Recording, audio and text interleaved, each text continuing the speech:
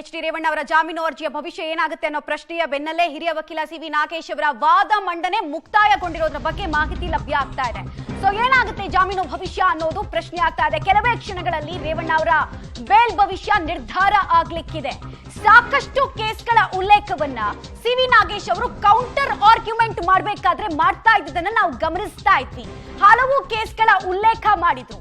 ಒಬ್ಬರನ್ನ ವಶದಲ್ಲಿ ಬಿಟ್ಕೊಳ್ಳೋದು ತಪ್ಪಲ್ಲ, ಒತ್ತೆಯಾಳಾಗಿ ದೌರ್ಜನ್ಯ ಅಥವಾ ಕಿರುಕುಳ ನೀಡೋದು ಅಪರಾಧ ಅನ್ನೋದನ್ನ ಕನ್ವಿನ್ಸ್ ಮಾಡೋ ಪ್ರಯತ್ನ ಮಾಡಿದ್ರು. ಮಹಿಳೆಗೆ ಯಾವುದೇ ತೊಂದರೆ ಕೊಟ್ಟಿಲ್ಲ, ಗಾಯಗೊಳಿಸಿಲ್ಲ.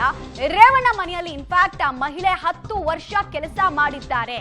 ಮಹಿಳೆಯನ್ನ ರೇವಣ್ಣ ಅವರು ಕಿಡ್ನಾಪ್ ಮಾಡಿಲ್ಲ ಅನ್ನುವಂತಹ ಕೌಂಟರ್ ಆರ್ಗ್ಯುಮೆಂಟ್ ಅನ್ನ ಎಸ್ಐಟಿ ವಕೀಲರ ಆರ್ಗ್ಯುಮೆಂಟ್ ಗೆ ಸಂಬಂಧಪಟ್ಟಂತೆ ಕೊಟ್ಟಿದ್ದಾರೆ. ಕನ್ಕ್ಲೂಷನ್ ಪಾರ್ಟ್ ಅನ್ನ ಕೂಡ ಮುಗಿಸಿದ್ದಾರೆ.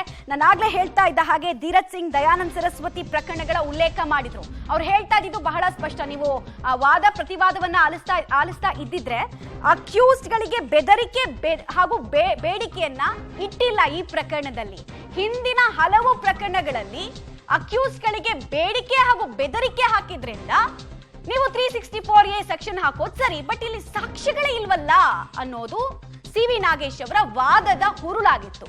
ಸೊ ವಾದವನ್ನ ಆಲಿಸಿದ್ದಾರೆ. ಎಸ್ಐಟಿ ಪರ ವಕೀಲರು ಕೂಡ ಹಲವು ಆಕ್ಷೇಪಗಳನ್ನ ವ್ಯಕ್ತಪಡಿಸಿದ್ದಾರೆ. ಆಮೇಲೆ ಇಷ್ಟು ಮಾತ್ರ ಅಲ್ಲ, ಸಿ.ವಿ. ನಾಗೇಶ್ ಅವರು ತನಿಖೆಯ ಭಾಗದಲ್ಲಿ ಕೆಲವು ಲೂಪ್ ಹೋಲ್ಸ್ ಆಗಿದೆ ಅನ್ನೋದನ್ನ ಕೋರ್ಟ್ ಗಮನಕ್ಕೆ ತರೋ ಪ್ರಯತ್ನವನ್ನ ಕೂಡ ಮಾಡಿದ್ರು.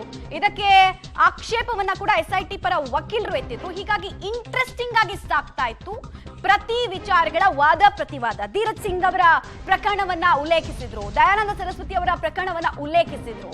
ಸೊ ಬೇಲನ್ನ ಯಾವ ಕಾರಣಕ್ಕೆ ನನ್ನ ಕಕ್ಷಿದಾರನಿಗೆ ಕೊಡಬೇಕು ಅನ್ನೋದಕ್ಕೆ ಸ್ಟ್ರಾಂಗ್ ಪಾಯಿಂಟ್ ಆಫ್ ಆರ್ಗ್ಯುಮೆಂಟ್ ಅನ್ನ ಸಿ.ವಿ. ನಾಗೇಶ್ ಅವರು ತಮ್ಮ ಕನ್ಕ್ಲೂಷನ್ ಪಾರ್ಟ್ ಅನ್ನ ಮುಗಿಸೋಕು ಮುಂಚೆ ತಿಳಿಸ್ತಾ ಇದ್ದದನ್ನ ನಾವು ಗಮನಿಸ್ತಾ ಇದ್ವಿ. ಸೊ ಈಗ ಎಸ್ಪಿಪಿ ಅವರ ವಾದ ಅಥವಾ ಪ್ರಾಸಿಕ್ಯೂಷನ್ ನಲ್ಲಿ ಸಂಗ್ರಹ ಆಗಿರುವಂತಹ ಪ್ರೈಮಾ ಫೆಸಿ ಹಾಗೂ ಕೋರ್ಟ್ ಯಾವುದಕ್ಕೆ ಮಾನ್ಯ ಮಾಡುತ್ತೆ, ಯಾವ ಪಾಯಿಂಟ್ಗೆ ಪುರಸ್ಕಾರ ಸಿಗುತ್ತೆ ಅನ್ನೋದು ಕುತೂಹಲದ ಕೇಂದ್ರ ಬಿಂದು ಆಗ್ತಾ ಇದೆ. ಈಗಾಗಲೇ 5 ರಾತ್ರಿಗಳನ್ನ ಬರಪ್ಪನಾಗ್ರಹಾರ ಜೈಲಲ್ಲೇ ಕಳೆದಿದ್ದಾರೆ ರೇವಣ್ಣ ಅವರು. ಇವತ್ತೇನಾಗುತ್ತೆ ಅನ್ನೋದು ಕುತೂಹಲ.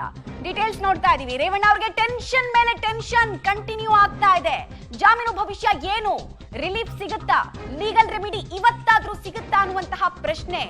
ಬೆಳಗ್ಗೆಯಿಂದ ಜನಪ್ರತಿನಿಧಿಗಳ ನ್ಯಾಯಾಲಯದಲ್ಲಿ ಮ್ಯಾರಥಾನ್ ವಾದ ಪ್ರತಿವಾದ. ಜಾಮೀನು ಸಿಗುವ ವಿಶ್ವಾಸದಲ್ಲಿ ರೇವಣ್ಣ ಆಪ್ತರಿದ್ದಾರೆ. ಬಿಕಾಸ್ ಅಷ್ಟು ಸ್ಟ್ರಾಂಗ್ ಪಾಯಿಂಟ್ ಆಫ್ ಆರ್ಗ್ಯುಮೆಂಟ್ ಅನ್ನ ಸಿ.ವಿ. ನಾಗೇಶ್ ಅವರು ಮಾಡ್ತಾ ಇದ್ರು ಬೆಳಗ್ಗೆಯಿಂದ. ಅಲ್ಲ, ಇನ್ಫ್ಯಾಕ್ಟ್ ಪ್ರಿಲಿಮಿನರಿ ಸಬ್ಮಿಷನ್ ಅಂತ ಹೇಳ್ತೀವಿ ಕೋರ್ಟ್ ಭಾಷೆಯಲ್ಲಿ. ಅಂದ್ರೆ ಯಾವಾಗ ಜಾಮೀನು ಅರ್ಜಿಯನ್ನು ಹಾಕಿದ್ರಲ್ಲ ಅವತ್ತಿನಿಂದ ಕೂಡ ಸಿ.ವಿ. ನಾಗೇಶ್ ಅವ್ರದ್ದು ಒಂದೇ ವಿಚಾರ, ಪ್ರೈಮಾ ಫೇಸಿ ಅಂದ್ರೆ ಮೇಲ್ನೋಟಕ್ಕೆ ಸಂಗ್ರಹ ಆಗಿರುವ ಸಾಕ್ಷಿಗಳಲ್ಲಿ ರೇವಣ್ಣ ಅವರೇ ಕಿಡ್ನಾಪ್ ಮಾಡಿಸಿದ್ದಾರೆ ಅನ್ನೋದಕ್ಕೆ ಯಾವುದೇ ಉಲ್ಲೇಖ ಇಲ್ಲ. ಸುಮ್ಮನೆ ಇಲ್ಲಿ 364A ಹಾಕಿದ್ದಾರೆ ಅಂತ ಹೇಳಿ ಅವರಿಗೆ ಜಾಮೀನು ನಿರಾಕರಣೆ ಮಾಡೋದು ಸರಿ ಅಲ್ಲ ಅನ್ನೋದು ಪಾಯಿಂಟ್ ಆಫ್ ಆರ್ಗ್ಯುಮೆಂಟ್. ಹೀಗಾಗಿ ಇದನ್ನ ಕೋರ್ಟ್ ಹೇಗೆ ನೋಡುತ್ತೆ ಅನ್ನೋದು ಕುತೂಹಲ.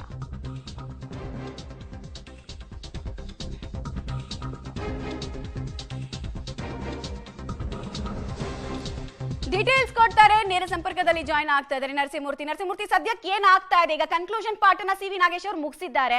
So what next? ಇನ್ನು ಎಸ್ಪಿಪಿ ಅವರ ವಾದ ಮಂಡನೆಗೆ ಅವಕಾಶ ಇದೆಯಾ? ಏನೇನು ಅವ್ರ ಪ್ರಿಪರೇಷನ್ ನಡೀತಾ ಇದೆ? ಎಷ್ಟು ಇಂಟ್ರೆಸ್ಟಿಂಗ್ ಅನ್ಸ್ತು ಇವತ್ತಿನ ಆರ್ಗ್ಯುಮೆಂಟ್ ಹಾಗೂ ಕೌಂಟರ್ ಆರ್ಗ್ಯುಮೆಂಟ್? ಮಮತಾ, ಇವತ್ತು 12:15ಕ್ಕೆ ಜನಪ್ರತಿನಿಧಿಗಳ ವಿಶೇಷ ನ್ಯಾಯಾಲಯದಲ್ಲಿ ಎಚ್.ಡಿ. ರೇವಣ್ಣ ಅವರ ಜಾಮೀನು ಅರ್ಜಿಯ ವಿಚಾರಣೆ ಆರಂಭವಾಯಿತು. ಎಸ್ಪಿಪಿ ಪರ ವಕೀಲರು ಅಂದರೆ ಎಸ್ಐಟಿ ಪರ ವಕೀಲರು ಇಬ್ಬರು ಎಸ್ಪಿಪಿಗಳಾದಂತಹ ಜೈನಾ ಕೊಠಾರಿ ಹಾಗೂ ಅಶೋಕ್ ನಾಯಕಿ ಇಬ್ಬರು ಕೂಡ ಸುದೀರ್ಘವಾದಂತಹ ವಾದವನ್ನು ಮಂಡನೆ ಮಾಡಿದ್ರು.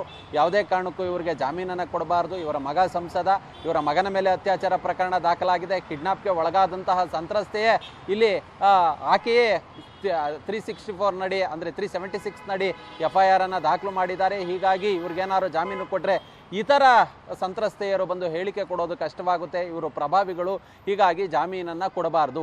ಇವರು ರಾಜತಾಂತ್ರಿಕ ಪಾಸ್ಪೋರ್ಟನ್ನು ಬಳಸ್ಕೊಂಡು ವಿದೇಶಕ್ಕೆ ಹಾರಿ ತಲೆಮರೆಸ್ಕೊಂಡಿದ್ದಾರೆ. ಇವ್ರು ಏನಾದರೂ ಅಲ್ಲಿ ರಾಜತಾಂತ್ರಿಕತೆಯ ಮಾತುಕತೆಗೆ ಏನಾದರೂ ತೆರಳಿದಾರಾ? ಹೀಗಾಗಿ ಯಾವುದೇ ಕಾರಣಕ್ಕೂ ಇವ್ರಿಗೆ ಜಾಮೀನನ್ನು ಕೊಡಬಾರ್ದು ಅನ್ನೋ ನಿಟ್ಟಿನಲ್ಲಿ ವಾದವನ್ನು ಮಂಡನೆ ಮಾಡಿದ್ರು.